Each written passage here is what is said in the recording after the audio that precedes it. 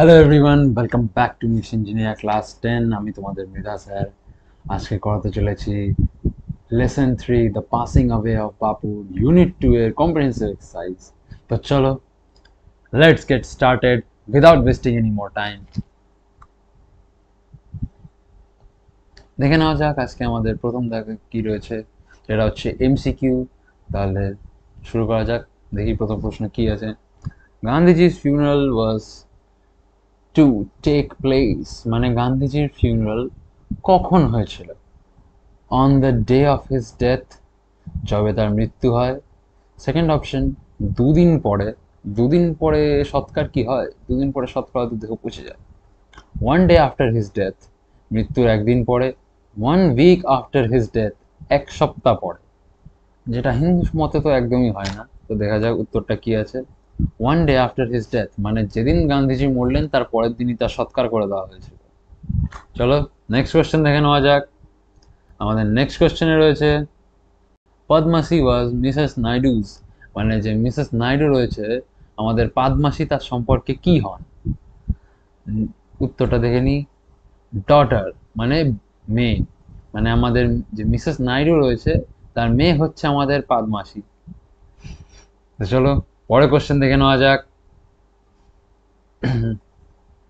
পরের কোশ্চেনে রয়েছে while walking Bapu used to carry in his hand a or an, মানে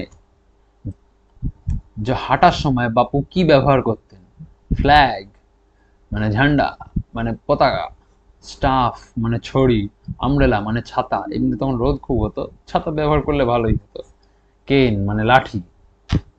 এমনিতে এখানে লাঠিটা উত্তর হতেই পারতো, কিন্তু হবে স্টাফ। কেন কি পার্টিকুলারলি কি ধরনের লাঠি? একটা ছড়ি। নেক্সট কোশ্চেনে দেখে নেওয়া যাক। নেক্সট আমাদের কি রয়েছে? শূন্যস্থান পূরণ। শূন্যস্থান পূরণে আমাদের কি করতে বলেছে? থাউজেন্ডস অফ পিপল ওয়েপ্ট, মানে হাজার হাজার লোক কান্না করছিল।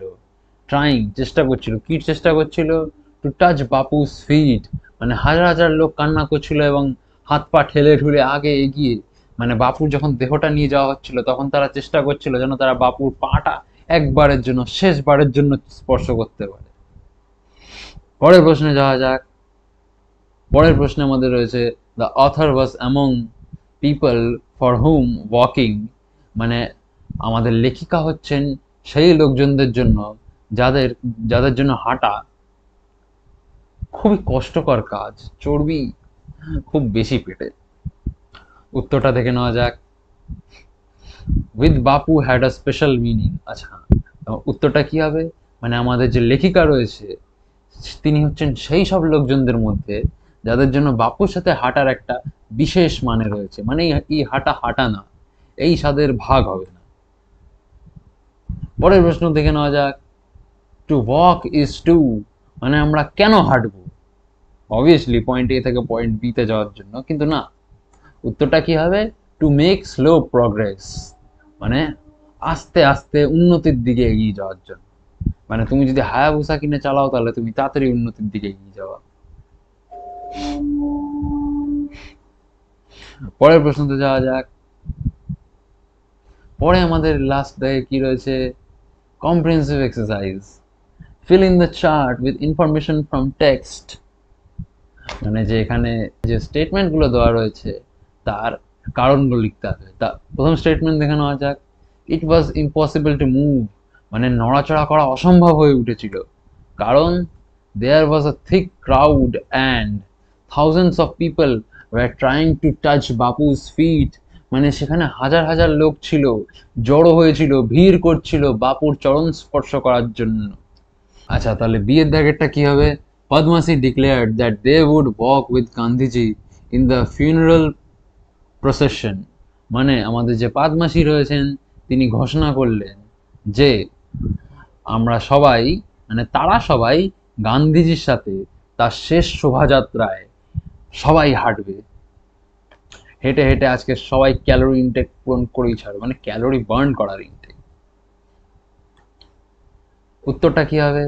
ইট was the last opportunity for them to walk with Bapu's funeral procession, মানে বাপুর এই শোভাযাত্রাটাই ছিল তাদের জন্য শেষ, মানে অন্তিম সুযোগ বাপুর সাথে হাঁটার জন্য। মানে এই লাস্ট বার যদি তারা বাপুর সাথে না হাঁটে তো লাইফ বরবাদ, কোনো ক্যারিয়ার নেই। পরেরটা দেখে নেওয়া যাক।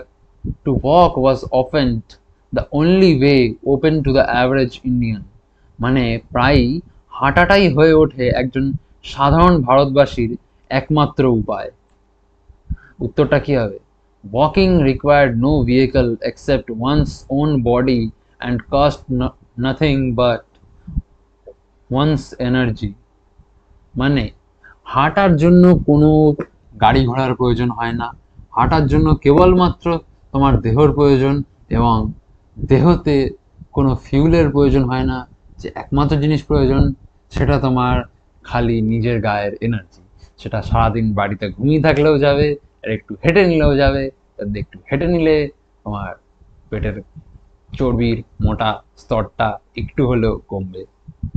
তো চলো, আজকে আমাদের ক্লাসটি এখানেই শেষ হচ্ছে। তোমাদের যদি ভিডিওটি পছন্দ হয়ে থাকে তাহলে ভিডিওটা লাইক করো, তোমাদের বন্ধুদের সাথে শেয়ার করো। যদি তোমাদের ভিডিওটা এতটা পছন্দ হয়ে থাকে তাহলে তোমরা তাদের পড়াশোনাটাকেও তোমাদের মতো সহজ করে তুলতে পারবে। আর ইংলিশ ইঞ্জিনিয়ার চ্যানেলটিকে সাবস্ক্রাইব করতেও ভুলবে না, কেন কি ইংলিশ ইঞ্জিনিয়ার তোমাদের করতে চলেছে ইংলিশের ইঞ্জিনিয়ার। তো থ্যাংক ইউ, পিস আউট।